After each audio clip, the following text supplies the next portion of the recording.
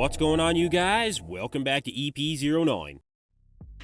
So we're going to start this one off with an update from Wesley Vissers. Now, Wesley is looking very close to being stage ready, and he hasn't said exactly what show he's doing, but as of the first week of July, he said he was about 11 weeks out, and at this point, that would have him about 7 weeks out, which would land him somewhere around the Charroux Classic in France. Now, don't quote me on that, but for somewhere around 6 or 7 weeks out, Wesley looks to be right on track here. We're seeing the striations in the chest and the shoulders, the vascularity through the arms, and last season, Wesley really figured out what the best look is to bring to the stage. He always wanted to stay true to his interpretation of what a classic physique embodies, but the judges' feedback honestly told him a different story. But he did listen, and he's looking to improve on his 8th place finish from the 2022 Olympia. I've always said that Wesley Vissers is more classic than the classic physique division itself, and I think he can definitely improve enough to get into that first call-out this year. But we'll watch him qualify first and see if he's made any improvements.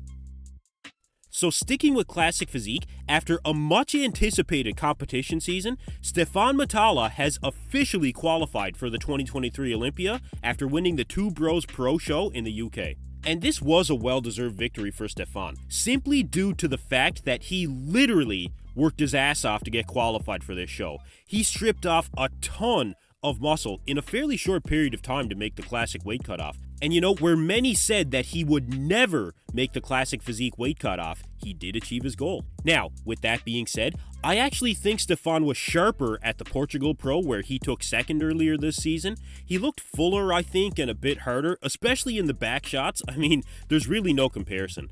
Now, in these pictures, yes, it's different lighting and he's hitting the pose a bit different, but I do think overall, he was better in Portugal. Oh, and shout out to Brazil Bodybuilding News for these comparison shots as well. Stephane is well known for having some of the craziest updates in the gym that you've ever seen, but the look just has not translated over to the stage as of yet. That we can say for sure. But he did earn his qualification. This is going to be his Olympia debut, so for now, congrats to Stephane, and I'm looking forward to seeing him on the Olympia stage. So moving up to the 212, we have two-time classic physique Olympia himself, Breon Ansley, dropping a full round of mandatory poses. Now, Breon is weighing in here at 219 pounds, so he still has some room to grow, especially given the fact that I don't think he's anywhere near being stage ready yet. But honestly, these pictures were, I hate to say it, but probably the least impressive of Breon that we've ever seen him post. Now, the lighting is not flattering, there's no question there. He must not be pumped or even had a meal at this point in the day if I was to guess. But even just from a size standpoint, I don't think Breon is big enough to hang with the top 5 at the 212 at this point. The question is, if this version of Breon Ansley can defeat the likes of Sean Clarida, Angel Calderon, Keon Pearson, Kareth Bajo, Ahmad Ashkanani, or Kamal El Kargni. And I honestly just don't know the answer to that question, you guys. His other updates that he's been dropping are pretty impressive looking, so I'm definitely not counting him out. I would never count out Breon Ansley, but I do think that he needs to step it up, and pretty quickly if he plans on cracking that top 5 or top 6. I believe we're still waiting for Breon to get his special invite from the Olympia as well, so as soon as we get that update, I'll be sure to let you guys know.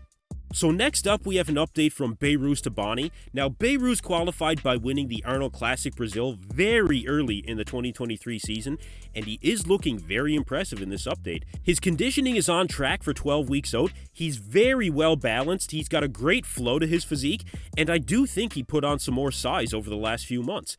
But there's still a question with Behrouz as to how he'll compare on the Olympia stage. Because although Wellington Nescau was very impressive at the Arnold Brazil taking second place, he did not have the size that Behrouz has. No one in that lineup had the size that Behrouz has. So, how will he compare to the mass monsters of the sport is the real question. He also still needs to get his visa as far as I know to travel to the US, but assuming he has that looked after, I think Behrouz will be in for a battle on the Olympia stage. But until we see him in a lineup, I think at this point, his full potential is really unknown. But especially after missing last year's Olympia due to travel issues despite being qualified, I think it's safe to say that we all want to see him there, and without a doubt, he's looking to make a statement this year. So the next update I have for you guys is on Tonio Burton, and this is another guy that could make the 2023 Olympia top 10 very unpredictable. After winning the New York Pro earlier this season, many have been comparing his physique to the likes of Dexter Jackson, which, needless to say, is a statement all on its own. But I really look at Tonio as a standalone physique in bodybuilding. The roundness is just on another level. The balance and flow is spot on, and he looks like he brought up the arms to really match the shoulders. The shoulders especially were overpowering his arms. So I think we are going to see an even more impressive version of Tonio Burton at this year's Olympia. And like I said, he's a hard guy to place. He could be anywhere from top 10 to top 6. I mean, I really don't know until I see him standing next to some of these top guys out there. But you guys let me know in the comments below where you think Tonio will land in the 2023 Olympia. Now, the last update I have for you guys is on Derek Lunsford, and at about 12 weeks out of the Olympia, we're starting to see something that's a signature move for Derek. Derek is one bodybuilder that continuously looks bigger as he gets leaner, and you can tell he's really starting to drop the hammer on his Olympia prep. And we are starting to see the actual improvements that Derek's made over the last year. His legs are definitely improved since last season. He has a ridiculous amount of quad sweep and separation in the legs right now, and looking at this update, I really think that skipping the Arnold Classic earlier this year has really paid off for him. The legs obviously grew. I think the lats have more pop this year. He definitely put on more overall size, and if Derek can bring that hard, grainy look to the stage, especially bring out those striations in his chest this year, we could very well be looking at the next Mr. Olympia right here and right now.